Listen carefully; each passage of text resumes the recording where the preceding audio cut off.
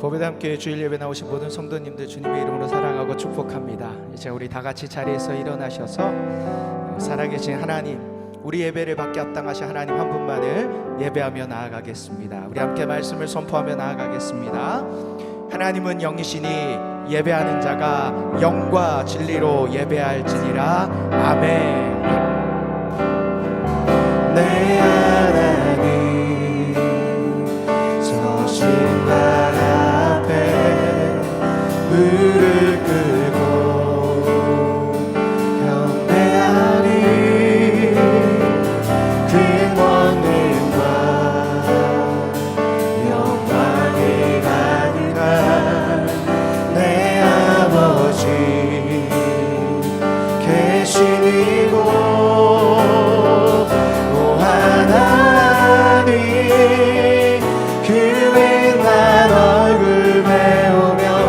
손 들고 나아가리 찬송과 존귀와 영광과 능력을 그 하늘 보좌 위에 주님께 하나님의 그 크신 하나님의 그 크신 사랑이 우리 죄 사하셨네. 어린 양의 보혈의 은혜로 이 시간 우리의 담대히 우리 주님 앞에 나아갑니다. 주님 하나님 그 빛난 얼굴 배우며 두 손 들고 나아가리 찬송과 존귀와 영광과 능력을 그 하늘 보좌 위에 주님께 하늘에 계신 우리 아버지의 이름을 거룩하게 하시며 아버지의 나라가 오게 하시며 아버지의 뜻이 하늘에서와 같이 땅에서도 이루어지게 하소서. 오늘 우리에게 일용할 양식을 주시고 우리가 우리에게 잘못한 사람을 용서하여 준 것 같이 우리 죄를 용서하여 주시고 우리를 시험에 빠지지 않게 하시고 악에서 구하소서. 나라와 권능과 영광이 영원히 아버지의 것입니다. 아멘. 하나님 그 빛난 얼굴 배우며 두 손 들고 나아가리 찬송과 존귀와 영광과 능력을 그 하늘 보좌 위에 우리 전심으로 하나님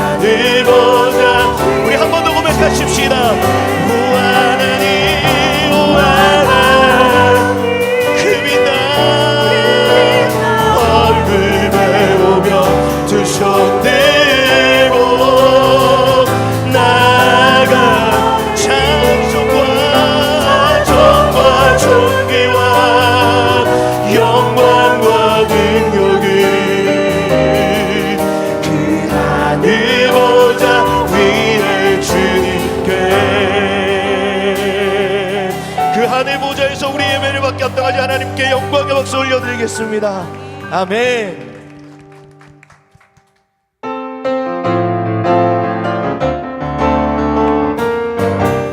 함께 찬양하십시다. 주의 성령 주의 성령 부어주소서. 아멘. 주의 성령 가득 채워주소서. 아멘. 성령의 불로 임하사 상한 맘 고치소서. 성령의 불로 임하사 나를 태우소서. 오 파이어 성령이여 이곳에서 날 만나주시고 내 영 새롭게 하사 날 세워주. 성령이여 성령이여 이곳에서 날 만나주시고 내 영 새롭게 하사 날 세워주. 우리 처음부터 다시 한번 할까요? 주의 성령 주의 성령 부어주소서. 아멘. 주의 성령 가득 채워주소서. 아멘. 오 성령의 불로 임하사 상한 맘 고치소서. 성령의 불로 임하사 나를 태우소서. 오 파이어 성령이여 이곳에서 날 만나주시고 내 영 새롭게 하사 날 세워주소서. 성령이여 성령이여 이곳에서 날 만나주시고 내 영 새롭게 하사 날 우리 한 번 더. 성령이여 성령이여 이곳에서 날 만나주시고 내 영 새롭게 하사 날 세워주소서. 날 세워주소서. 날 세워주소서. 우리 세우시 주님 앞에 감사의 박수 올려드리겠습니다. 아멘.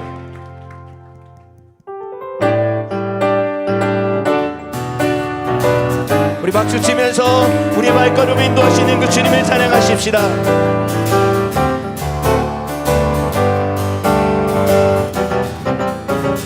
갈 길이 밝게 보이시니 주 앞에 빨리 나갑시다. 고도란 한 번 더. 갈 길이 밝게 보이시니 주 앞에 빨리 나갑시다. 우리를 찾는 그 주 예수 고도라시네. 죄악 벗은 우리 영혼이 기뻐 뛰며 주를 보는데 하늘에 계신 주 예수를 영원히 섬기 우리를 오라 하시는 기쁘게 듣고 순종하세. 구주를 믿기 속속히 나가세. 죄악 벗은 우리 영혼이 기뻐 뛰며 주를 보는데 하늘에 계신 주 예수를 영원히 섬기. 죄악 벗은 우리 영혼 기뻐 뛰며 주를 보는데 하늘에 계신 주 예수를 영원히 섬기. 주오니 여기 계신 다 와서 주의 말씀 듣기도 하며 참 진리 한 번 더. 주오니 여기 계시오니 다 와서 주의 말씀을 듣기도 하며 생각하니 참 들으시로다. 죄악 벗은 우리 영혼이 기뻐 뛰며 주를 보는데 하늘에 계신 주 예수를 영원히 섬기. 죄악 벗은 우리 영혼이 기뻐 뛰며 주를 보겠네. 하늘에 계신 주 예수 아멘.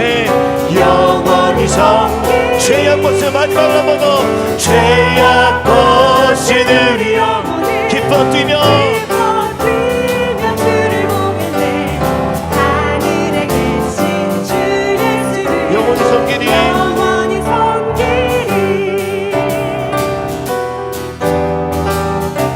삶에 동행하시는 우리 성령 하나님을 내가 매일 기쁘게 술래 얘기를 하는 주의 팔이 나를 안보하며 내가 주의 큰 복을 받는 참된 비결이 주의 영이 함께하니 전의 죄에 빠져서 평안함이 없을 때 예수 십자가의 공로 힘입어 주말 아래 엎드려 참된 평화 얻음을 주의 영이 아멘.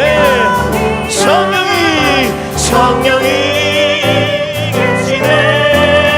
할렐루야 하시네 좁은 길을 걸으며 항상 기뻐하는 것 주의 영이 함께하니 나와 동행하시고 모든 격려하시니 나는 숲의 새와 같이 기쁘다. 내가 기쁜 마음으로 주의 뜻을 행하며 주의 영이 함께하니 세상 모든 욕망과 나의 모든 정력은 십자가에 이미 못을 박았네. 어두운 밤이 지나고 무거운 짐 것이니 주의 영이 함께하니 성령이 되시네. 할렐루야 함께하시네. 좁은 길을 걸으며 밤낮 기뻐하는 것 주의 영이 함께하니 성령이 계시네 할렐루야 함께하시네 좁은 길이 길을 걸으며 아멘. 기뻐하는 것 주의 영이 우리 한 번 더 성령이 계시네. 할렐루야 함께하시네. 좁은 길을 걸으며 밤낮 기뻐하는 것 주의 영이 함께하니라.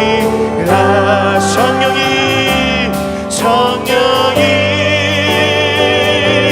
계시네. 할렐루야 함께하시네. 성령이 계시네.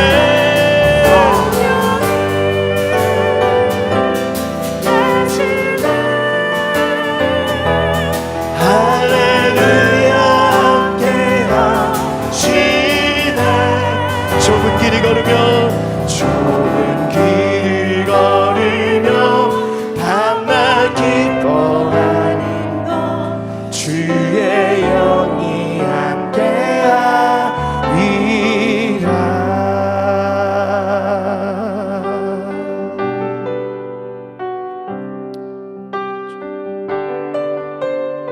주님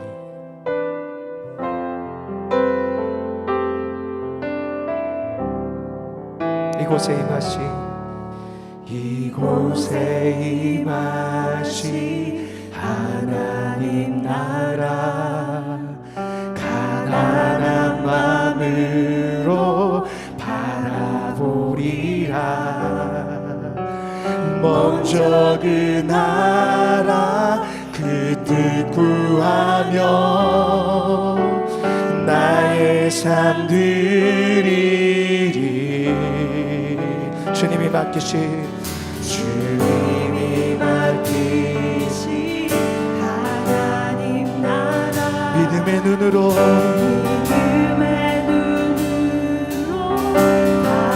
바라보리라.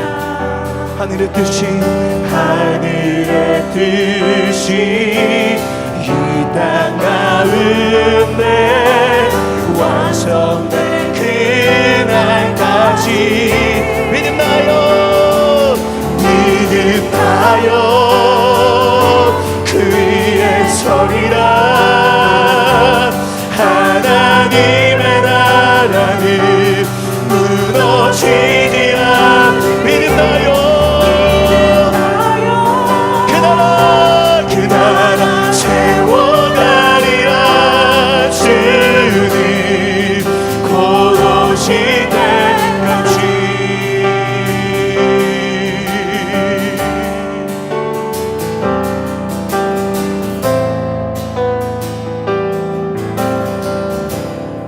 이곳에 임하신 이곳에 임하시 하나님 나라 가난한 마음으로 가난한 마음 주님 그렇습니다.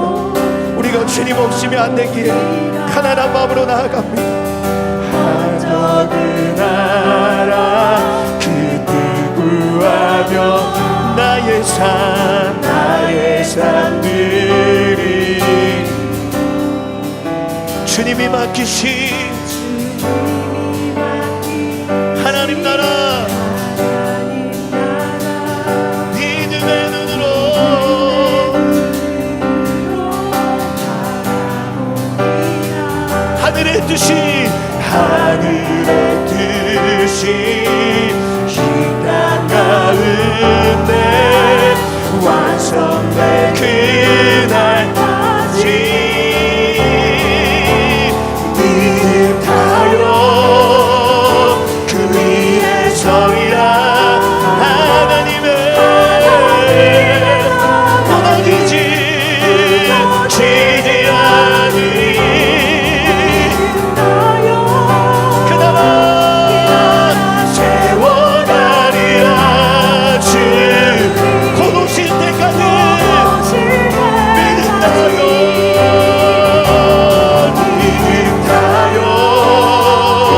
그 위에 서리라 하나님의 나라는 무너지리라 믿음 나요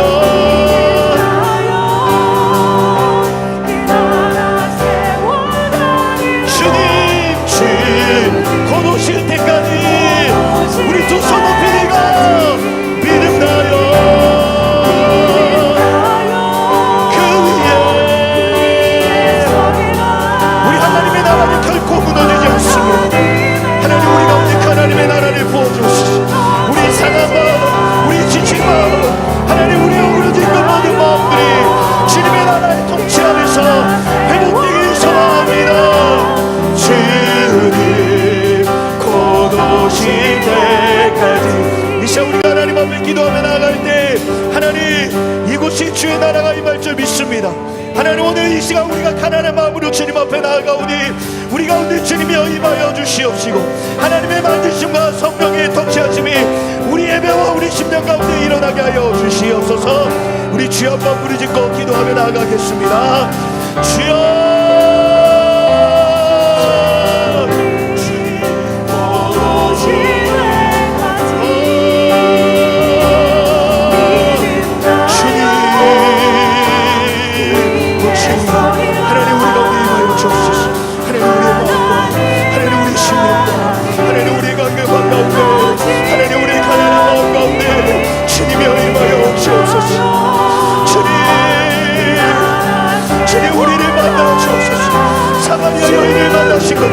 하나님 우리를 만나 주시옵소서. 하나님 사마리아 여인을 주님이 만나신 것처럼 하나님 이 자리가 성령의 임재 그분이 우리를 만지며 우리를 새롭게 하며 우리의 눈물과 우리의 한숨과 우리의 아픔을 하나님 만지심으로 말미암아 변화시키는 자리가 되길 원합니다.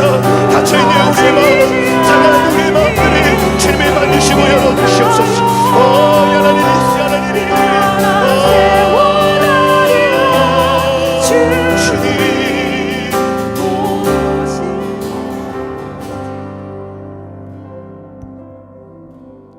할렐루야. 살아계신 하나님 아버지, 우리에게 새로운 주일을 허락하신 주님께 모든 찬양과 영광을 올려드립니다. 어둠 속에서 빛으로 새벽을 여시고 메마른 광야에 샘물이 터지게 하시는 하나님의 놀라운 능력을 오늘도 경배하며 감사함과 기쁨으로 하나님을 온전히 예배하기 원하오니 우리의 예배를 기쁘게 받아주시고 이 자리에 임재하시어 한 영혼 한 영혼을 직접 만지시고 살펴주시옵소서. 보암직도 하고 먹음직도스러운 세상의 유혹 속에서 우리는 혼란스러워하며 주님의 말씀에 순종하지 못할 때도 많았고 주님을 온전히 의지하는 믿음보다는 불신과 의심, 교만함과 이기심으로 똘똘 뭉쳐 있어 주님의 뜻을 분별하지 못할 때도 많았습니다. 저희들의 이 죄를 용서하시고 진심 어린 회개와 함께 저희의 마음을 정결하게 하시고 거룩함으로 새롭게 하여 주시옵소서.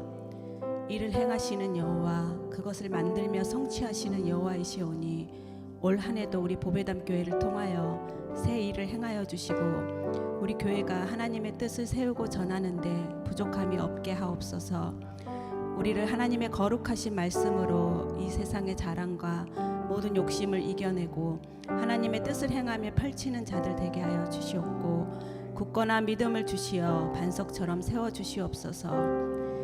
광야에 길을 내고 사막에 강을 내시는 하나님, 우리나라의 혼란과 갈등 속에서도 길을 만들어 주시어 이 나라가 속히 평화와 안정을 찾게 하시고 부딪히는 이념과 갈등도 이제는 이해와 협력을 통하여 회복되게 하옵소서. 오늘 또 단위에 세워주신 우리 차강원 목사님을 기억하여 주시고 말씀을 준비하고 전할 때에 육신과 영이 지치지 않게 하시고 진행하고자 하는 사역에도 풍성한 열매도 맺게 하여 주옵소서. 또한 말씀을 받는 저희들에게도 성령의 역사하심으로 말씀이 우리 마음판에 새겨지게 하시고 말씀을 살아내는 자들 되게 하옵소서. 우리 모든 성도들이 교회의 모든 계획과 활동에 참여하게 하시고 지혜와 인내를 서로를 존중하고 연합하는 마음을 주시어서 모든 일이 주님의 뜻 안에서 이루어지게 하옵소서. 우리나라의 미래가 되는 우리 자녀들을 위해 기도합니다.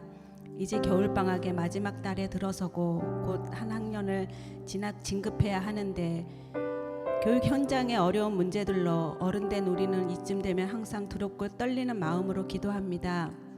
우리 자녀들 새로운 학년에도 좋은 선생님들과 친구들과의 만남을 축복을 주시옵고 어디에서든 관계를 형성해 가는 데 있어 선한 마음이 앞서게 하시고 악은 어떤 모양이라도 가까이 하지 않게 하옵소서.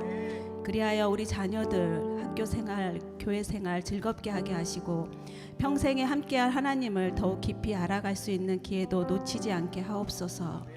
오늘 예배를 위하여 돕는 손길들을 기억하셔서 때를 따라 돕는 은혜를 주시길 간구하오며 이 시간 함께하여 주시는 주님을 바라보며 예수님의 이름으로 기도합니다. 아멘.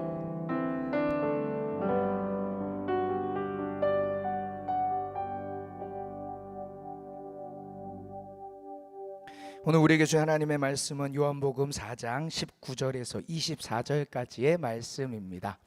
요한복음 4장 19절에서 24절입니다. 여러분 가지신 성경책 또는 핸드폰으로 성경을 찾아서 직접 읽어주시길 바랍니다. 요한복음 4장 19절에서 24절 우리 시간 한 절씩 번갈아 가면서 교독하도록 하겠습니다. 우리 자리에서 일어나서 하나님 말씀 받도록 하겠습니다. 여자가 이르되 주여 내가 보니 선지자로소이다.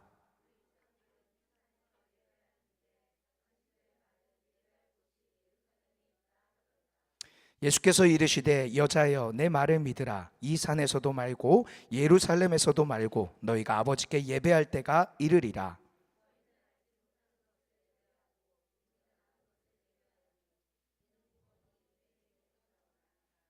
아버지께 참되게 예배하는 자들은 영과 진리로 예배할 때가 오나니 곧 이때라. 아버지께서는 자기에게 이렇게 예배하는 자들을 찾으시느니라. 하나님은 영이시니 예배하는 자가 영과 진리로 예배할지니라. 아멘. 우리 자리에 앉으면서 인사하겠습니다. 샬롬. 앞뒤 분에게 밝게 웃으면서 한 번 더 인사하겠습니다. 하나님께서 당신을 사랑하십니다.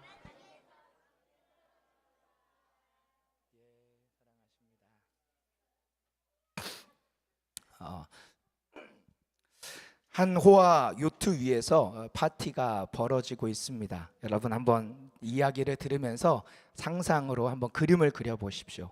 호화로운 요트 위에서 파티가 벌어지는데 이 파티는 이 요트, 호화로운 요트를 만든 주인이 마련한 파티입니다.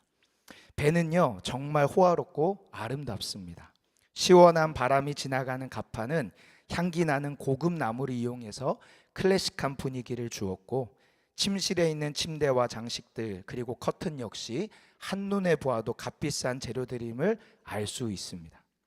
그 배의 모든 문은 물론이고 심지어 문의 손잡이까지 황금빛으로 빛나고 있었고 식당이나 주방도 최고급 시설들로 마련되어 있습니다. 그 멋있고 화려한 배의 우아한 옷차림에 화려한 모자와 장갑, 장식을 한 사람들이 모여서 파티를 벌이니 한 폭의 그림 같은 낭만적인 모습입니다. 그런데 그 배에 참으로 의외의 장소가 한 군데 있는데 바로 어디냐? 지하 기계실입니다. 더 정확하게는 기계실 안에 있는 배의 엔진입니다. 이 배의 엔진은 너무 보잘것없는 그런 초라한 엔진이에요. 낡고 녹슬어 여기저기 부서진 자국이 있는 부실한 중고 엔진이고, 크고 아름다운 이 배를 움직이기에는 턱없이 힘이 모자라 보이는 아주 작은 엔진입니다. 여러분, 지금 제가 얘기 드린 것을 상상해 볼 때 여러분은 이 요트에 대해서 어떻게 생각하십니까? 이 요트 좋은 요트로 어떻게 느껴지시고 보이십니까? 그렇지 않습니다. 분명 이 배의 주인은 굉장히 어리석은 사람임에 틀림이 없습니다. 왜냐하면 배를 움직이는 가장 중요한 중심 핵심 부위가 뭔지를 놓치고 있기 때문인 것이죠. 배에는 물론 훌륭한 갑판도 필요합니다. 깨끗하고 안락한 선실도 있어야 하고 식당도 있어야 하지요. 그러나 다른 무엇보다 배는 엔진이 크고 튼튼해야지 좋은 배입니다. 인생도 마찬가지입니다. 인생에도 필요한 것들이 정말 많이 있겠지만 그 중에서도 가장 필요하고 소중한 것이 있다면 우리의 인생을 움직일 엔진 부위가 무엇이 있느냐, 이게 인생에서도 중요한 문제라는 것입니다. 만일 여러분의 이름을 달고 바다를 항해하는 요트가 있다고 가정한다면 여러분은 그 요트 배의 엔진을 무엇으로 삼으시겠습니까? 다른 말로 쉽게 표현하면 내 삶에 이것 없으면 안 돼, 그렇게 생각하는 것이 무엇이냐는 질문입니다. 우리 화면을 보고 말씀 한 절을 읽겠습니다. 사도행전 1장 6절에서 8절 말씀입니다. 함께 읽겠습니다. 시작. 그들이 모였을 때 예수께 여쭈어 이르되 주께서 이스라엘 나라를 회복하심이 이때니까 하니, 이르시되 때와 시기는 아버지께서 자기의 권한에 두셨으니 너희가 알 바 아니요 오직 성령이 너희에게 임하시면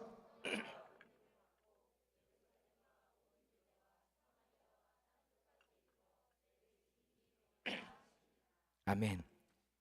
예수님을 따랐던 제자들에게 가장 최고의 관심사가 뭐였는지를 보여주는 말씀입니다.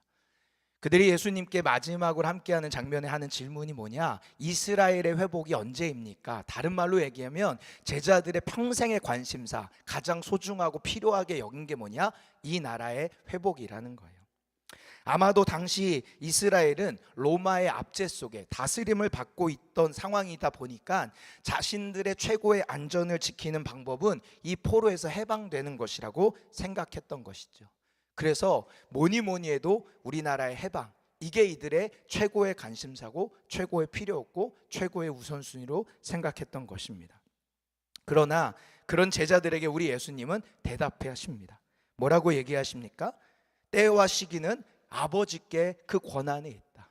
권한에 있다. 그것은 너희가 알 바가 아니다. 너희가 정말 소중히 여겨야 되는 거, 너희 인생에 진짜 엔진처럼 소중하게 필요한 한 가지가 있는데 그게 뭐냐? 8절. 오직 성령이 너희에게 임하시면 너희가 권능을 받고 예루살렘과 온 유대와 사마리아와 땅끝까지 이르러 내 증인이 되리라 하시니라. 우리의 삶에 가장 필요한 것을 뭐라고 얘기하시냐? 성령과 함께하는 것이라고 얘기하는 거예요. 성령이 너희에게 임하시면, 이 말은 성령님이 우리에게 임하시는 동시에 우리가 그 성령 하나님과 동행하는 삶을 살 때, 그분과 동행하며 함께할 때, 그분이 우리 안에 거하심으로 우리를 다스리기 시작하고 우리를 통치하기 시작하고, 그래서 우리의 삶이 성령 충만하고 성령의 열매가 우리의 삶에 나타나는 것, 그것이 진짜 너희가 바라야 되고 소중히 여겨야 되고 가장 1순위로 삶에 두어야 하는 일이다라고 예수님께서 강조하며 얘기하시는 거예요. 한 유명한 굉장히 유명해진 교회인데, 그 교회 목사님이 설교를 시작하면 항상 성도들에게 이렇게 멘트를 합니다. 저희는 설교할 때 제일 먼저 뭐부터 하는지 아시죠? 이제 제가 제일 먼저 설교 시작할 때 뭐부터 해요? 샬롬부터 선포를 하고 합니다. 이게 저에게는 목회 관점이고 정신이 담겨 있는 거거든요. 우리 성도들의 삶에 하나님이 주시는 평안이 임하는 것, 그거를 선포함으로 시작하는 거죠. 근데 이 목사님은 다르게 선포합니다. 뭐라고 선포하냐? 성도님들 은혜 충만하십시오. 성도님들 성령 충만하십시오. 성령 충만하십시오. 저는 이 목사님의 말을 빌어서 오늘 여러분들에게 동일하게 이렇게 권면드리고 싶습니다. 사랑하는 우리 보배담교회 가족 여러분, 은혜 충만하십시오. 성령 충만하십시오. 말씀 충만하십시오. 그게 우리의 삶의 1순위로 여겨야 하는 겁니다. 그렇다면 성령 하나님과 함께하는 삶은 어떤 삶일까요? 저는 이런 질문을 한다면 단연코 가장 먼저 대답하고 싶은 것이 바로 예배에 있다, 이렇게 말하고 싶습니다. 우리가 성령 하나님과 동행하는 삶의 가장 기초고 첫 번째는 예배할 때 우리가 성령 하나님과 함께할 수 있다라는 것입니다. 오늘 우리가 읽은 말씀의 가장 마지막 절에 이렇게 얘기하십니다. 하나님은 영이시니 예배하는 자가 영과 진리로 예배할지니라. 우리 매주 예배할 때 시작할 때 이 말씀을 선포하고 하죠. 이제 외우셨죠? 아직도 못 외우셨나요? 네, 하나님은 영이시니 예배하는 자가 영과 진리로 예배할지니라. 하나님을 예배할 때 반드시 있어야 되는 것이 있는데 두 가지인데, 하나는 뭐라고요? 영이고 하나는 진리고. 이거를 조금 더 다른 말로 얘기하면 성령과 진리, 그 예수 그리스도의 복음이 필요하다는 겁니다. 그런데 여러분, 이 말씀을 거꾸로 뒤집어서 생각해 보면 성령이 없이는 예배는 불가능하다는 말이 되기도 하는 거예요. 예배할 때 반드시 성령과 진리가 필요하다는 말을 뒤집어 보면 성령 없이 예배는 불가능하다. 또 반대로 생각해서 예배 가운데는 늘 누가 함께 하신다? 성령님이 함께 하신다는 말이기도 합니다. 그래서 이 예배야말로 성령님과 함께 할 수 있는 가장 확실한 자리요, 은혜의 길이라고 믿습니다. 웃자고 지어낸 말 중에 이런 말이 있죠. 붕어빵에는 뭐가 없고요? 붕어가 없습니다. 국화빵엔 뭐가 없고요? 국화가 없습니다. 이 개그가 먹히는 분도 계시네요. 풀빵엔 뭐가 없고?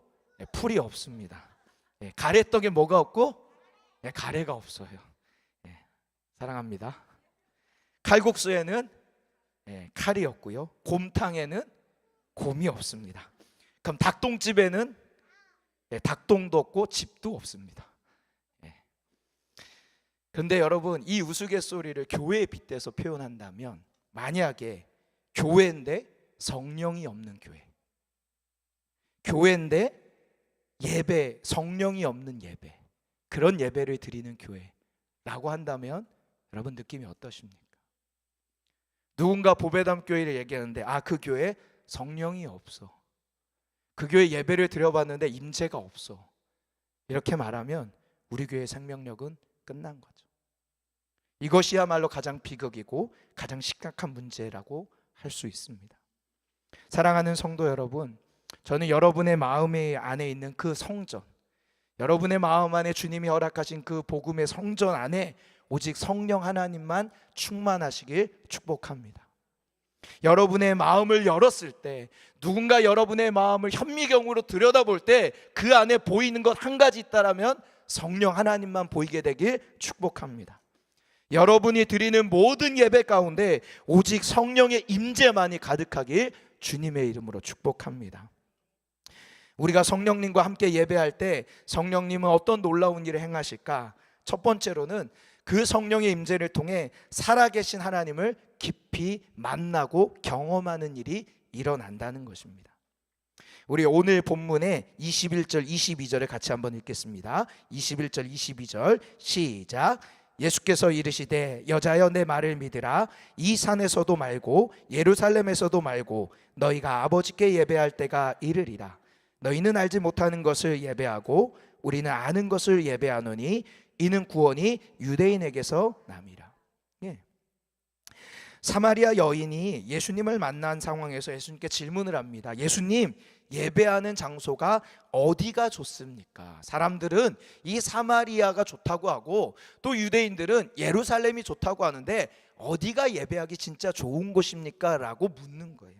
다시 말해 장소를 묻는 거예요. 어떤 장소가 예배하기 좋은 장소입니까? 그런데 예수님이 대답하십니다. 예배에 있어서 중요한 것은 장소가 아니라는 거예요. 장소가 중요한 것이 아니라 예배에 있어서 진짜 중요한 것은 뭐냐? 하나님을 아는 것이다. 예배는 장소의 문제가 아니라 하나님과의 관계로 그분을 아는 것이 중요한 것이다. 예수님이 얘기하시는 거예요. 그래서 여러분, 예배를 우리가 생각할 때는 누구를 예배하느냐, 이거를 기억해야 돼요. 여러분, 오늘 예배하러 오셨는데 이 자리에 오면서 어떤 마음으로 오셨습니까? 내가 오늘 누구를 예배한다, 그 누구가 누구인지를 여러분은 떠올리고 기억하며 이 자리에 오셨습니까? 그럼 여러분 예배가 잘 될 거예요. 근데 그것을 잊어버리고 올 때 우리는 예배하지 못합니다. 두 번째는요, 어떻게 그럼 그분을 예배할 것인가? 내가 예배할 대상이 그분인데 그분을 내가 어떻게 예배할 것인가? 그리고 마지막에 내가 왜 그분을 예배해야 되는가? 누가 당신을 왜 예배합니까? 라고 했을 때 내가 얘기할 이야기가 있어야지 그것이 예배가 된다는 겁니다. 세 가지 질문이에요. 다시 한번요. 누구를 예배하느냐? 어떻게 예배하느냐? 왜 예배하느냐? 그런데 여러분, 이 세 가지 질문에 대해서 우리에게 답을 깨닫게 하시는 분이 계신데 그분이 누구냐? 바로 그분이 성령님이라는 거예요. 성령님. 우리 화면을 보고 말씀을 읽겠습니다. 요한복음 15장 26절 말씀입니다. 시작. 내가 아버지께로부터 너희에게 보낼 보혜사 곧 아버지께로부터 나오시는 진리의 성령이 오실 때 그가 나를 증언하실 것이요. 이어서 요한일서 2장 27절 시작. 너희는 주께 받은 바 기름 부음이 너희 안에 거하나니 아무도 너희를 가르칠 필요가 없고 오직 그의 기름 부음이 모든 것을 너희에게 가르치며 또 참되고 거짓이 없으니 너희를 가르치신 그대로 주 안에 거하라. 지금 우리가 읽은 이 두 구절에는 성령님이 하시는 일을 공통적으로 알려주고 있는데 그 공통적인 내용이 뭐예요? 성령님은 우리에게 가르쳐 주시는 분이라는 거예요. 우리를 깨닫게 하시는 분이라는 거예요. 그래서 우리가 성령님을 만나기 시작할 때, 성령님이 우리 안에 거하셔서 우리를 만지기 시작할 때 일어나는 첫 번째 사건이 뭐냐? 우리가 하나님에 대해서 깨닫게 되고 하나님을 느낄 수 있는 영적인 감각이 살아나고 영적인 지식이 열려지고 영적인 귀가 열려지게 된다는 겁니다. 성령님이 우리에게 가르치시는 것이 무엇일까요? 성령님께서는 예배 가운데 우리에게 임하셔서 하나님이 어떤 분인지, 하나님이 얼마나 나를 사랑하시는지, 그분이 우리에게 어떤 은혜를 주시고 싶은 분인지를 알려준다는 거예요. 또 우리가 어떻게 예배해야 되는지 방법도 그분은 알려주시는데 어떤 마음으로 예배하는 것이 좋은 것인지, 내 안에 하나님을 예배하기에 합당하지 못한 것들이 무엇이 있는지 깨닫게 하시는 거예요. 제가 매일 아침에 일어나서 주일날마다 기도로 준비하고 온다고 여러분께 말씀드리죠. 오늘도 아침에 일어나서 침대에서 앉아서 하나님 앞에 기도하기 시작해서 하나님 오늘 예배 가운데 임재하여 주옵소서. 근데 성령님이 오늘 저에게 깨닫게 하시는 건 뭐냐면 가난한 마음. 내 안에 예배하러 나올 때 하나님에 대한 목마름, 하나님에 대한 가난한 마음, 하나님의 은혜가 없으면 안 되는 그 간절한 심령이 가난한 상태인가? 아니면 내가 나도 모르게 부유해져 있는가? 하나님 오늘 저에게 그걸 건드리셨어요. 그리고 오늘 예배를 준비해서 함께 모여서 중보할 때도, 오늘 찬양할 때도 저는 지금도 계속 그걸 놓고 기도하고 있는 거예요. 설교를 하는 이 순간에도 하나님 내 마음을 가난케 하사 하나님만을 구하는 삶을 살게 하여 주옵소서. 하나님, 우리 성도들의 아픈 문제, 기도 문제를 들을 때 내가 해줄 게 없습니다. 내가 해결해 줄 수 있는 능력이 없습니다. 근데 성령님은 가능하시지 않습니까? 성령님 제발 응답하여 주옵소서. 간절해지는 거죠. 뿐만 아니라 성령님은요, 우리가 예배해야 되는 이유, 왜 예배해야 되는 이유도 깨닫게 해주십니다. 하나님께서 내 삶에 지금 어떻게 역사하시는지, 그 역사를 이루셨는지, 나의 가정 가운데, 나의 직장 속에서 하나님께서 살아계셔서 지금 어떻게 행하고 계시는지를 깨닫게 하심으로 말미암아 그분을 예배하지 않을 수 없게끔 만드시는 분도 성령 하나님이시라. 그러니까 여러분, 이 시간 여러분이 예배할 때 여러분의 마음 안에 냉랭하거나 예배가 막혀 있는 것처럼 느껴진다면 가장 먼저 우리가 점검해야 될 게 뭐예요? 내 안에 성령님과 내가 친밀하게 교제하고 있는가? 성령님께 내가 마음을 내어드리고 있는가? 라는 것을 먼저 살펴보아야 합니다. 오래된 유머인데요, 한 남자가 주일날 교회에 가기 싫어 닛장을 부리자 어머니가 아들을 막 재촉합니다. 그러니까 그 어머니의 재촉이 부담스러운지 아들이 엄마한테 막 투정을 부리면서 얘기하는 거예요. 어머니, 저 교회 너무 가기 싫어요. 너무 가기 싫은 이유가 무려 3가지나 됩니다. 첫 번째는요, 왜 이렇게 대표 기도는 길고 지루한지. 두 번째는요, 찬양 대 찬양은 왜 그리 서툴고 수준이 않은지 떨어져서 힘들어요. 그리고 세 번째, 교인들과 왜 친한 척 인사해야 되는지 전 그게 너무 부담스러워요. 그래서 너무 가기 싫어요 라고 얘기합니다. 그러자 이 어머니가 아들을 위로하고 격려하면서 얘기합니다. 그래 아들아, 그렇지만 너가 그럼에도 불구하고 예배에 가야 될 이유 3가지 나도 이유를 얘기해 줄게. 첫째, 대표 기도나 찬양 대 찬양이야 그냥 아멘하고 마음으로 따라하면 되는 거야. 두 번째, 일주일에 한 번 만나는 그 교인들 너의 친절을 좀 보여줘야 되지 않겠냐. 그리고 무엇보다 3번째 이유, 이게 가장 중요한 이유인데 너가 이 교회 담임 목사 아니냐. 이거 되게 오래된 건데 처음 듣는 것처럼 웃어주시니까 되게 좋네요. 예, 잊어버리고 계셨군요. 예, 누군가 웃자고 만들어낸 이야기지만 저는 이 이야기 속의 핵심이 뭐냐, 예배가 즐거운 게 아니에요. 예배가 억지로 드려지는 거죠. 성령의 임재를 잃어버린 자의 모습이라는 겁니다. 성령님과의 교제가 끊어지고 단절된 자의 모습이 이와 같다는 거예요. 예배가 부담스럽게 되는 거. 여러분 다 비행기 한번 타보셨죠? 아직 비행기를 못 타본 사람도 우리 아이들 중에 있을 수는 있겠지만 비행기를 한번 타보셨을 텐데, 맥스 루케이도라는 목사님이 본인이 비행기를 탔던 경험의 이야기를 글로 이렇게 적었다고 합니다. 어느 날 이제 비행기를 탔는데 목사님뿐만 아니라 승객들 대부분이 비행기 타자마자 별 감흥 없이 분주히 자리를 찾아 자기 자리에 앉습니다. 그리고 앉자마자 뭐부터 해요? 책을 꺼내거나 신문을 읽거나 뭐 태블릿을 하거나 여러 가지 각종 다양한 것들을 하거나 심지어는 앉자마자 눈을 감고 잠에 드는 사람도 있습니다. 그런데 조금 있다가 뭔가 시끄럽고 분주한데 보니까 한 꼬마가 비행기에 들어서는 거예요. 이 꼬마가 들어서자마자 흥분해서 소리를 치기 시작합니다. 와, 이게 비행기구나. 처음 탄 거죠. 그래서 얘기합니다. 이런 큰 비행기를 조종하는 조종사는 누굴까? 너무 궁금하다. 조종사가 누굴까? 너무 궁금하다. 이거를 엄청 큰 소리로 떠드는 거예요. 그 소리가 조종실까지 들렸나 봐요. 얼마 지나지 않아 조종사가 정말 나와서 누가 나를 찾는다고요? 그러자 이 꼬마애가 저요! 하고 손을 지른 거예요. 그러자 어떻게 합니까? 조종사가 이 소년을 끌고 자기가 조종하는 그 곳으로 가서 이 아이에게 하나하나 알려주는 거예요. 이거는 제어판이고 이건 계기판이고 이러면서 막 여러 가지를 설명해 줍니다. 그리고 조종실에서 나오는 꼬마가 흥분에 겨워서 이렇게 말합니다. 와, 이 비행기 진짜 멋져. 그 아이와 다른 승객들의 이 태도를 이 목사님 보면서 이렇게 말하는 거예요. 우리가 구한 것은 그것이니 얻는 것도 그것이었다. 그 소년은 더 많은 것을 구했기 때문에 더 많은 것을 얻었다.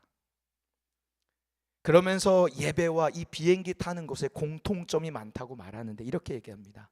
서글프게 우리는 하나님을 만나는 일에 진지함이 사라졌다. 점잖게 옷을 입고 가서 가만히 앉아 있다가 오늘 비행 괜찮았어 하는 정도의 소감을 가지고 교회에 들어가기 전과 비슷한 표정으로 예배 끝나고 나옵니다. 놀람도 없고 동요도 없고 감동도 없습니다. 저는 여러분에게 질문하고 싶습니다. 여러분은 예배 가운데 감동이 있으십니까? 왜 우리 가운데 이런 일들이 일어나지 않을까요? 그것은 우리가 하나님이 어떤 분인지 잘 모르기 때문입니다. 우리 안에 하나님을 경험하는 삶의 흔적들이 점점 줄어들고 있기 때문입니다. 성도 여러분, 오직 우리를 예배케 하는 능력이 성령 하나님밖에 없음을 믿으시길 바랍니다. 우리가 성령 하나님 앞에 사로잡히기 시작할 때, 내 안에 그분이 임하셔서 그분이 나를 다스리기 시작할 때, 내가 기꺼이 그분이 나를 다스리는 것이 가장 좋은 것이고 유익한 것이고 그것만이 내 인생의 문제를 해결할 비결이라고 믿고 그분께 내 자리를 내어드리기 시작할 때, 그분은 마침내 우리 가운데 임하셔서 이 예배 가운데 살아계신 하나님의 영광을 우리 눈에 보여줄 것입니다. 그리고 그 성령 하나님을 통해서 살아계신 하나님을 경험하게 되고 그분에게 내 삶에 베풀고 계신 말할 수 없는 감격의 은혜를 깨닫게 하실 줄 믿습니다. 저는 여러분이 그런 예배자들이 되길 간절히 축복합니다. 그것이 성경에 나오는 예배의 모습이에요. 요한계시록 4장에 보면 하늘의 예배의 모습이 등장하는데, 사도 요한이 하늘의 예배에 참여한 은혜를 경험하면서 노래를 합니다. 어떻게 노래합니까? 거룩하다 거룩하다 거룩하다. 주 하나님 곧 전능하시니요 전에도 계셨고 이제도 계시고 장차 오실 하나님이라 영광스럽게 찬송을 하는 거예요. 이렇게 사도 요한이 찬송을 끝내자마자 화답하다듯이 24 장로들이 등장해서 또 하나님을 영광스럽게 찬양합니다. 우리 주 하나님이여 영광과 존귀와 권능을 받으시는 것이 합당하오니 주께서 만물을 지으시니라. 만물이 주의 뜻대로 있었고 또 지으심을 받았느니라. 여러분, 이런 놀라운 일들이 이뤄지는 광경의 첫 시작이 근데 어떤 장면으로 시작되는지 아십니까? 사도 요한이 하나님의 영광을 보면 이렇게 거룩하다 거룩하다라는 찬송을 하고 24 장로들이 만물의 주여 하나님 높임을 받으시옵소서 찬양하는 이 영광스러운 찬양의 그 시작점에 무엇을 언급하냐? 우리 말씀을 같이 읽겠습니다. 요한계시록 4장 2절입니다. 시작. 내가 곧 성령에 감동되었더니 보라 하늘의 보좌를 베풀었고 그 보좌 위에 앉으신 이가 있는데, 말씀을 그대로 두세요. 말씀해 보니까 내가는 사도 요한입니다. 요한이 하늘의 보좌를 바라보는 거예요. 그 보좌에 앉아 계신 예수님의 영광을 바라보는데 그 볼 수 있는 비결의 첫 시작에 성경이 뭐라고 얘기합니까? 성령에 뭐 했다고요? 감동되었다고요. 성령의 감동이 될 때 이런 일이 일어났다는 거예요. 성령님이 함께 예배하기 시작할 때, 그분과 함께함으로 성령 충만으로 예배하기 시작할 때 천상의 예배, 하늘의 예배를 경험하게 되었다라고 말하고 있는 것입니다. 사랑하는 성도 여러분, 성령 하나님과 함께 예배할 때 우리는 하늘의 예배를 경험하게 될 줄 믿습니다. 우리의 감정과 공로가 아닌 오직 성령님만을 의지해서 예배하기 시작할 때 우리의 삶에 임재하시고 다스리시는 예수 그리스도를 보게 될 줄 믿습니다. 저는 우리 보배담교회 모든 성도들이 이런 하늘의 예배를 누리는 복된 하나님의 백성들이 되길 주님의 이름으로 축복합니다. 두 번째로 성령이 예배 가운데 행하시는 일은요, 우리의 목마름을 해결해 주십니다. 예수님과 대화를 나누는 이 여인은 우리가 너무나도 잘 알듯이 마음에 아픔이 있는 여인입니다. 결혼을 무려 5번이나 하고 그것도 다 깨어진 그런 부끄러운 경력을 가진 여인이었습니다. 거기에도 부족하다는 듯이 지금은 결혼을 하지 않은 남자와 동거를 하고 있지요. 아마 이 여인의 나이를 추정할 때 30대 중반쯤이나 되지 않았을까 추측을 해봅니다. 그 당시 여인들은요, 남편을 잃으면 재혼을 할 수 있었습니다. 그러나 재혼까지지 어떤 특수한 경우에 삼혼도 허락하지만 거의 상상할 수 없는 일이었어요. 이런 점에서 이 여인을 많은 학자들은 뭘로 추론을 하냐? 아마 창녀 또는 창녀와 다름없는 그런 아픔과 비참한 삶의 인생을 살던 여인이었을 것이다 라고 추론을 합니다. 그러니 자연히 동네 사람들에게는 따돌림을 받았을 것이고 심한 모욕과 정죄를 받았을 것이에요. 누구 하나 그 여인을 찾아가는 사람이 없고 만나지 않습니다. 찾아오는 사람도 없고 찾아갈 사람도 없는 거죠. 마치 창살 없는 감옥에 갇힌 삶을 이 여인은 살았을 것 같으세요. 여러분, 이런 삶을 살면은 대부분의 심리학자가 뭐라고 얘기하냐? 정신적으로 문제가 올 거라고 판단을 합니다. 대인기피증이 나타나고요, 사람을 피하기 시작하고 들어가면 그 다음에 공황장애나 우울증, 자살 충동 이런 게 연이어져 오는 거죠. 이 여인이 그와 비슷한 모습일 거로 보이는 게 오늘 말씀에 자세히 보면 이 여인이 물 들어가는 시간이 정오입니다. 유대 지역의 정오 때는요, 사람들이 일을 하지 않아요. 너무 더워서 그 열기에 죽고 쓰러지기도 하니까 그때 물 길러 가는 사람은 없습니다. 이 여인이 그걸 몰랐어요? 아는 거죠. 뭐예요? 사람과 마주치기가 두려운 거예요. 그래서 아무도 마주치지 않을 그 시간에 그 힘들지만 물은 마셔야지 사니까 물을 뜨러 가는 거죠. 심리학자들에 의하면 한 사람이 정상적인 정서를 유지하려면요, 마음을 놓고 편한 이야기를 나눌 대상이 최소 6명이 되어야 한대요. 그럼 한번 생각해 보세요. 내 마음을 나눌 사람이 6명이 있나 없나. 6명이 안 떠오르면 빨리 빨간불을 켜시고 찾으셔야 돼요. 정상적인 정서를 유지하려면 내 마음에 있는 기쁜 얘기를 나눌 수 있는 6명 정도가 필요해야 돼요. 6명 정도. 근데 이 여인은 한 명도 없는 거예요. 그러니 얼마나 그 내면의 아픔과 상처가 이루 말할 수 없었겠습니까? 우리가 알 수 있는 상황 한 가지가 여기서 더 있는데, 아마도 이 여인은요, 자신의 삶의 결과로 인해 사람들에게 손가락질 받게 될 것을 알았을 것입니다. 그러나 그럼에도 불구하고 계속돼서 남자를 찾을 수밖에 없었던 이 여인의 내면의 문제, 이거는 채워도 채워지지 않는 깊은 외로움과 목마름이 이 여인에게 있었다라는 걸 보여주는 거예요. 그래서 이 여인의 진짜 문제는 이겁니다. 내면의 목마름, 깊은 외로움. 이것이 이 여인의 가장 해결해야 되는 문제라는 거죠. 근데 제가 말씀을 준비하고 생각하다 보니까 이 여인이 가지고 있는 이 목마름의 문제, 깊은 내면의 목마름의 문제가 사실 이 여인만의 문제가 아니라 오늘을 살아가는 우리의 이야기도 된다라는 것을 생각하게 됐습니다. 제가 말씀을 준비하다가 자료를 찾아보니까요, 최근 우리나라 자녀들에 대한 여러 가지 데이터들이 있는데 그 중에 정말 마음 아픈 소식들이 굉장히 많더라고요. 이번에 찾아보니까 더 알게 됐어요. 첫 번째는요, 청소년 통계 조사 내용을 찾다 보니까요, 우리나라 10대 아이들 자살률이 최근 3년 만에 20% 이상 증가를 했다고 합니다. 10대 아이들이 자살하는 게. 그들이 자살하는 이유가 뭐냐? 첫 번째 학업 스트레스, 두 번째 가정 내 불화, 그리고 코로나19 팬데믹을 거치면서 늘어난 사회적 고립이 더해지면서 우울증을 호소하는 청소년들이 많아지고 그 우울증으로 인해서 결국에 자살하는 사례가 많아졌다라는 거예요. 제가 이걸 보고 그럼 청소년 우울증 자료도 한번 조사를 해봤거든요. 그랬더니요, 서울대병원 김재용 교수가 자신의 연구 사례를 발표한 자료가 나오는데, 실제로 소아청소년 5명 중에 1명이 성인이 되기 전 한 번 정도는 우울증 증상을 경험하게 된대요. 그래서 우리나라에서 그 검사한 거를 찾아보니까 6세에서 11세 아이들 중에 우울증을 걸린 아이들이 있대요. 예. 그것도 2018년부터 2022년까지 무려 5년간 92% 수치가 증가하고 있대요. 앞으로 더 증가할 거래요. 여러분, 6세면 우리 아이들이에요. 이 아이들이 우울증을 겪는다는 게 말이 됩니까? 근데 이게 증가하고 있다니까요. 이게 증가한대요. 12세부터 17세는 57% 증가했대요. 또 여성가족부에서 조사한 2023 학교 밖 청소년 실태 조사, 무슨 말이냐면 학교를 중도 그만두는 아이들의 이걸 조사한 겁니다.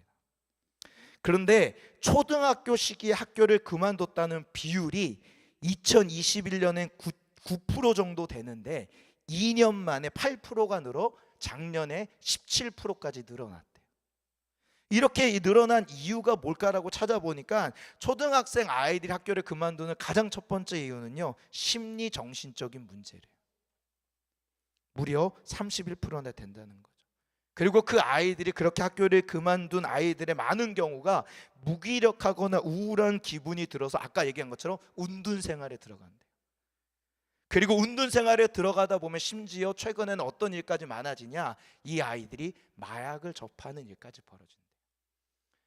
여러분, 우리나라 사회에 마약이 안전하지 않은 나라로 이제 우리나라가 됐다는 거 아십니까? 여러분, 버스에서도 이제 마약을 조심하라는 안내 문구가 붙어 있는 게 우리나라가 됐다는 거 아세요? 예. 버스에도 붙어 있더라고요. 여러분, 우리 아이들이 이런 삶을 살아가는 시대입니다. 그럼 아이만 그럴까요? 50대를 살고 있는 어른들의 애환을 담은 책이 있는데요, 책 제목부터 기가 막혀요. 그들은 소리내 울지 않는다. 50대를 향해서 그들은 소리내 울지 않는다. 이게 책 제목이에요. 거기에 글귀에 이렇게 되어 있습니다. 습자지에 글자 연습을 하던 초등학생이 스마트폰을 만들어낸 세대, 실패의 고무줄을 감아 만든 장난감차로 유년을 보낸 소녀들이 세계적 자동차 산업을 일군 세대, 고무신을 접어 냇물에 흘려보내며 놀던 아이들이 세계적인 조선 창업을 창출한 세대, 수출액 100만 불에 머물던 후진국이 1조 달러 선진국을 도약하는 대장정에서 디딤돌이 된 세대, 판잣집을 초현대식 아파트로 바꾸는 천지개벽을 하는 건설 현장에서 처운을 바친 세대. 여기까지는 멋지죠. 그런데 마지막에 반전이 등장을 합니다. 뭐라고 해요? 각종 스펙으로 무장한 자식 세대에 밀려 쓸쓸하게 퇴장할 수밖에 없는 세대. 그래서 50대를 뭐라고 해요? 낀 세대라고 그러죠. 부모님과 젊은 MZ사디에 껴서 세대 간의 갈등과 부모님은 공양을 해야 되는 낀 세대라고 이들을 얘기합니다. 그 책에 이런 글귀가 있어요. 우리 세대가 왜 이렇게 되었을까? 쫓기면서 살아왔는데 이제 노후에 위로받을 것도 없고 부모와 자식도 아직 챙겨줘야 하는데 가진 거라고 나날이 쇠락하는 몸밖에 없는. 저는 이 글귀가 이 시대를 살아가는 우리 어른들의 마음의 상태를 잘 보여내주는 글귀라고 생각합니다. 시간이 없어서 더 나누진 못하지만 여기서 끝날까요? 그럼 우리 어르신 세대인 노년의 세대는 어떠실까요? 제가 이걸 조다 보니까 전 세대가 힘들더라고요. 안 힘든 세대가 없어요. 그게 제 마음이 너무 무겁더라고요. 누구 하나라도 좀 좋아야 되는데 어른들은 다 힘들고 어렵다. 중간에 50대도 힘들다. 아이들도 힘들다. 모두가 힘든 세대구나. 제가 지금 조사한 결과와 책의 내용이 무엇을 말할까? 얼마나 많은 사람이 마음의 아픔과 문제를 가지고 살아가는지 보여주는 거 아니겠습니까? 자녀 세대이건 부모 세대이건 상관없이 모두가 내면의 목마름과 아픔들을 가지고 살아가는 거예요. 우리 성도들도 그래요. 제가 여기서 다 얘기하지 못하지만 저마다 저한테 기도 제목을 얘기하는 것들 중에 하나가 눈물 흘리지 않을 그런 사연 없는 사람 없더라고요. 다 듣다 보면 눈물밖에 나지 않는 그런 아픔의 이야기, 가정사, 직장사, 그것들이 있더라고요. 그런데 여러분, 그 문제를 해결을 할 수 있는 방법이 있다. 우리 주님이 말씀하십니다. 그게 뭐예요? 예배라는 거예요. 예배. 성령의 깊은 임재가 있는 예배는 우리의 목마름을 해결해 줄 수 있다. 이 진리의 하나님의 말씀을 붙들며 예배하며 나아갈 때 여러분의 목마름을 해결하시는 주님을 만나는 은혜가 있길 간절히 소망합니다. 오늘 우리가 읽는 요한복음 4장에 읽지 않았지만 앞절에 이렇게 얘기합니다. 13절, 14절 말씀, 우리 성경책 같이 찾아서 한번 읽어볼까요? 요한복음 4장 13절, 14절 시작. 예수께서 대답하여 이르시되 이 물을 마시는 자마다 다시 목마르려니와 내가 주는 물을 마시는 자는 영원히 목마르지 아니하리니 내가 주는 물은 그 속에서 영생하도록 솟아나는 샘물이 되리라. 화면에 한 절 띄워주시겠습니까? 요한복음 7장 38절 39절 상반절 시작.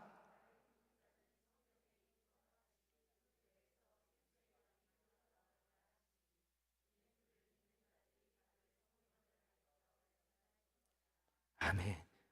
사랑하는 성도 여러분, 우리 예수님께서는 내면의 깊은 아픔과 목마름을 가지고 살아가던 이 여인을 찾아가셨어요.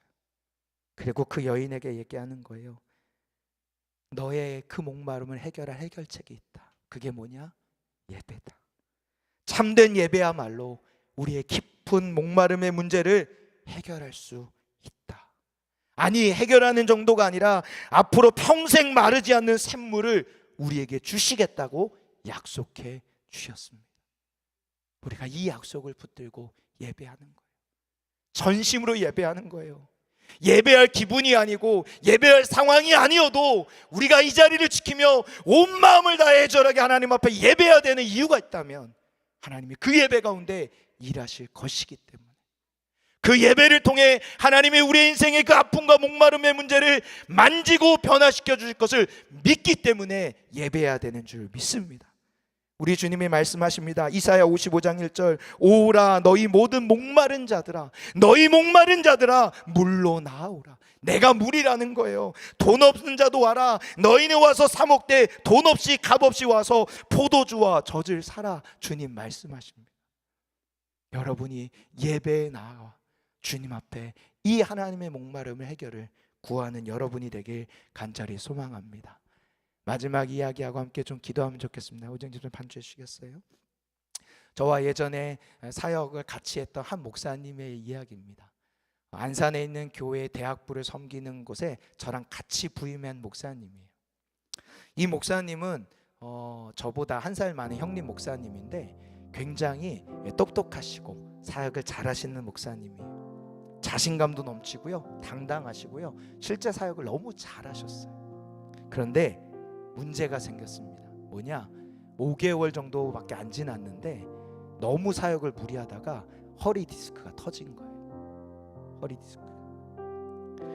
아무리 치료를 받아도 회복되지 않고 호전되지 않고 힘든 거예요. 저는 처음에 몰랐는데 나중에 이 목사님한테 얘기를 들었더니 그 당시를 얘기해 주는데 우울증까지 찾아오더래요. 누워만 있으니까, 누워만 있다 보니까 내 존재 가치가 없다고 느껴지는 거죠. 그래서 아무리 하나님 앞에 노력하고 안 되다 보니까 내가 너무 초라하고 내 인생은 여기서 끝이구나 그런 생각이 들더래요. 그리고 나서 뭘 했냐? 사역을 시작했는지 반도 안 됐는데 사직서를 썼대요. 그래서 주일날 출근하면서 그 사표 이제 목사님 담당 목사님께 내고 사임하려고 이렇게 여기 가슴 안에다 이렇게 편지를 쓰고 주일 아침 예배 자리에 온 거예요. 그 예배 자리에서 예배당에 들어와서 첫 찬양을 시작하는데 마음이 너무 어려워서 찬양을 할 수가 없겠더래요. 근데 그때 저는 몰랐는데 제가 그날 찬양 인도하는데 그때 첫 찬양곡을 너는 내 아들이란 찬양을 제가 불렀대요. 이 찬양의 소리가 이렇게 들리는데 그 가운데 성령님께서 그 마음에 다가오시는 거예요. 그리고 이렇게 얘기하시더래요. 사랑하는 내 아들아, 너는 내 아들이다. 잘 왔다. 내가 너를 낳았고 여기까지 인도했어. 그리고 앞으로도 내가 너와 함께 할 거고 내가 너를 인도할 거야. 이런 성령의 음성이 들리는데 하염없이 눈물만 나더래요. 그런데요, 참 신기한 게요, 그렇게 눈물만 흐르는 상황에서 허리도 제대로 못 피는 그 목사님이 최대한 고개를 들어서 하늘을 쳐다보면서 하나님을 보려고 노력했대요. 근데 그 순간 정말 신기하게 자신의 그 아픈 허리 부위에 뭔가 뜨거운 묵직한 것이 쫙 오면서 잠시 후에 따스한 손길이 느껴지더래요. 뒤에는 분명 아무도 없는데 이렇게 누군가 허리를 만져주는 느낌이 드는 거죠. 순간 알았대요. 아, 성령 하나님이 오셨구나. 그리고 난 다음에 어떤 일이 벌어졌을까요? 네, 씻은 듯이 통증이 사라지는 거죠. 그때 치료를 경험하고 나서 지금까지도 사역을 잘하고 계십니다. 그 이후로 허리에 아픔이 없다고 그러더라고요. 오늘 우리가 했던 찬송가 가사 혹시 기억은 나십니까? 찬송가 191장 화면에 좀 띄워주시겠어요? 내가 매일 기쁘게 순례행을 행함은 주의 팔이 나를 안보하며, 내가 주의 큰 복을 받는 참된 비결이 뭐라고요? 주의 영이 함께합니다. 성령이 계시네, 할렐루야 함께 하시네. 그런데 이 노래를 부르는 저자의 삶은 사실은 그렇지 않아요. 뭐라고 해요? 좁은 길을 걸으며, 좁은 길을 걸으며. 근데 그 길을 걸으며 뭐라고 해요? 밤낮 뭐 한다고요? 기뻐하는 것. 왜요? 주의 영이 함께 하니까. 사랑하는 성도 여러분, 우리의 삶이 그래요. 좁은 길을 걸은 것 같아요. 힘든 길을 거는 것 같아요. 더 힘든 건요, 그 길 끝이 안 보여요. 그런데 중요한 것은 끝이 보이는 게 아니라 지금 내 옆에 누가 내 손 붙잡고 있다? 성령님이 여러분과 함께 하십니다. 이 사실을 기억하고 믿음으로 나아가는, 예배하며 나아가는 복된 하나님의 백성들 되길 주님의 이름으로 축복합니다. 우리 함께 찬양하며 나아가겠습니다. 마음이 상한 자를, 마음이 상한 자를 고치시는 주님, 하늘의 아버지 날 주관하소서. 주의 길로 인도하사 자유케 하소서. 새 일을 행하사 부게 하소서. 성령으로 채우사, 성령으로 주보게 하소서. 주의 임재 속에 은혜 알게 하소서. 주 뜻대로 살아가리, 주 뜻대로 살아가리. 세상 끝날까지 나를 빚으시고 새날 열어 위에 줄이고 목이 마르니 성령의 기름 부서 위에 줄이고 목이 마르니 내 잔을 우리 한 번 더 위에 줄이고 목이 마르니 내 잔을 성령의 기름 부서 위에 줄이고 목이 마르니 내 잔을 채워. 아멘. 이제 우리 하나님 앞에 기도하겠습니다. 하나님, 우리의 목마름을 채울 수 있는 분이 주님입니다. 우리 삶의 깊은 외로움과 우리의 마음의 어려움과 아픔을 만지고 치료할 분이 주님입니다.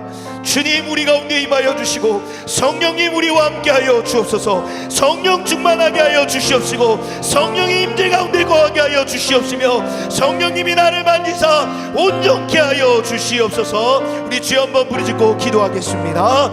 주여, 하나님 아버지 하나님이여, 이 시간 이 가운데 임하여 주시옵소서. 하나님, 우리의 목마름과 아픔들이 있습니다. 하나님, 우리의 삶에 우리의 아픔들이 있습니다. 하나님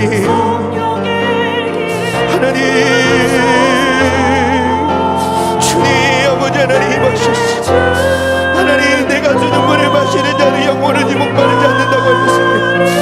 오라 너희 목마른 자들아 내게 일어나오라 주님 말씀하십니다. 주님, 이 시간 주님 앞에 입술을 때려서 주님의 얼굴을 구하며 기도하며 나아갈 때 하나님 아버지 하나님이여 임하셔서 성령님이 우리의 목마름을 만져주옵소서. 성령이 우리의 목마름을 만져주옵소서. 성령이 우리의 목마름을 만져주시옵시고 하나님, 우리의 영을 붙드사 우리의 마음을 붙드사 하나님만을 구하며 나아갈 수 있도록 주여 붙잡아 주시옵시고 역사하여 주옵소서. 이제 우리 한 가지만 더 기도할 때 우리 좌우 옆 사람 여러분 좀 중보해 주시면 좋겠습니다. 하나님, 우리 공동체 지체들 중에 목마름 속에 홀로 눈물을 흘리는 이들이 있습니다. 그들의 눈물을 닦아 주옵소서. 그들의 목마름을 주님 찾아가 만나 주옵소서. 사마리아 여인을 찾아가셔서 만나셔서 그에게 참된 예보를 회복시키시고 성령을 경험케 하사 그의 영혼의 목마름을 만지고 회복한 것처럼 하나님, 우리 보배담교회 지체들 안에 이 놀라운 주의 성령의 역사가 나타나게 하여 주시옵시고 우리 보배담교회가 성령의 임재가 나타나는 예배가 되게 하사 우리를 만지고 치료하며 회복하는 그런 예배 되게 하여 주시옵소서. 우리 마지막으로 주여 한번 부르짖고 기도하겠습니다. 주여, 하나님, 성령의 기름 부소서. 위에 줄이고 목이 마르니 내 잔을 채워주소서. 하나님 아버지 하나님, 이 시간 주님 앞에 올려드립니다. 하나님 아버지 하나님, 주님 앞에 영혼을 올려드립니다. 하나님은 아시지 않습니까? 하나님이 그 마음이 얼마나 아픈지 아시지 않습니까? 하나님이 그 영혼이 얼마나 말씀을 주님이 하시지 않습니까? 누구에게도 말 못하고 골방에서 홀로 한숨을 지며 눈물이 있는 그 아픔과 한숨을 우리 하나님이 하시지 않습니까? 하나님이여 붙들어 주옵소서. 하나님이여 붙잡아 주옵소서. 하나님 우리 성도들 붙잡아 주옵소서. 하나님 우리 성도들 만나 주옵소서. 하나님 우리 성도들의 눈물을 주님이 닦아주시옵시고, 하나님 그 눈물을 주님이 닦으소. 놀랍게 성령의 역사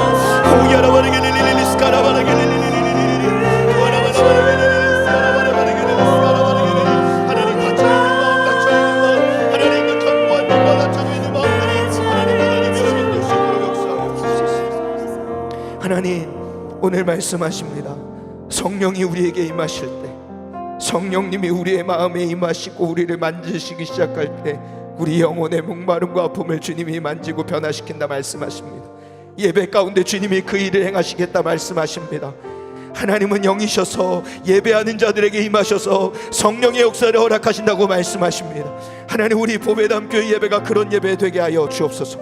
하나님 우리 보배담 교회의 성도들이 삶의 아픔과 눈물의 문제를 가지고 주님 앞에 나와 하나님 작은 신음으로 주님의 이름을 부르며 예배할 때, 살아왔다 내 자녀야, 내가 너를 낳았고 내가 너와 함께 할 거고 내가 너의 목마름을 영원히 목마르지 않는 샘물로 채우리라 약속 가지고 말씀하실 주님을 찬양합니다. 주여 만나 주옵소서. 주여 만나 주옵소서. 우리의 한숨을 기쁨으로 바꿔 주옵소서. 우리의 외로움을 주님의 기쁨으로 바꿔 주옵소서. 주님 우리의 영혼의 목마름을 마르지 않는 주의 영원한 생수의 강으로 채워 주시옵소서. 그 배에서 생수의 강이 흘러나리라. 주님이 못할 일이 없는 줄 믿사오니 성령님 우리와 함께하여 주시옵시고 우리 보배담 교회가 그런 예배 되게 하여 주옵소서. 그렇게 역사하시고 임재하실 주님을 찬양하며 우리 구주 예수 그리스도의 이름으로 기도합니다. 아멘. 우리 다 같이 자리에서 일어나셔서 하나님께 예물 드리겠습니다.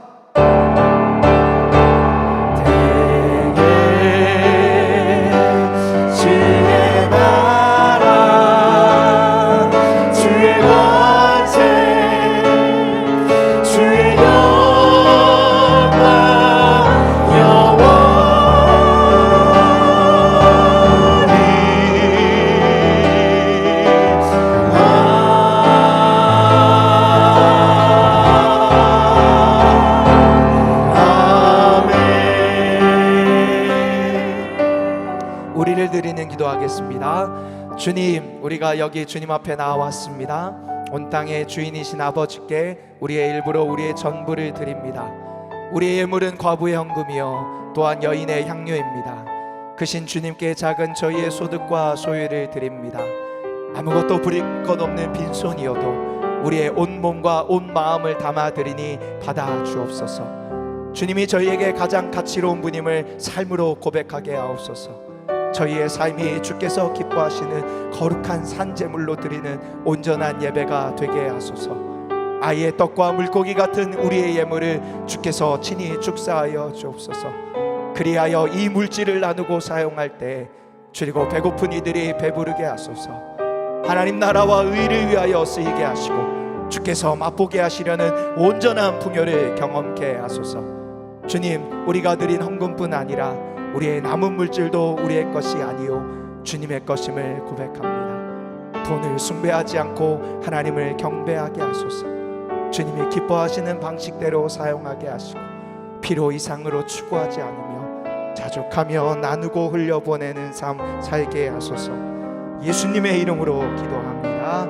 아멘. 지금은 우리 주 예수 그리스도의 은혜와 하나님 아버지의 사랑과 성령의 교통하심이 선포된 말씀을 믿음으로 취하여서 하나님 앞에 성령의 임재가 가득한 예배의 삶을 드리며 살아가겠다 결단하며 나아가는 모든 성도들의 머리머리 위에, 각 가정과 삶의 터전 위에, 특별히 사랑하는 우리의 자녀들의 머리머리 위에, 그들의 앞길과 인생과 모든 삶과 만남 위에 이제부터 영원토록 함께 없으기를 간절히 축원하옵나이다. 아멘.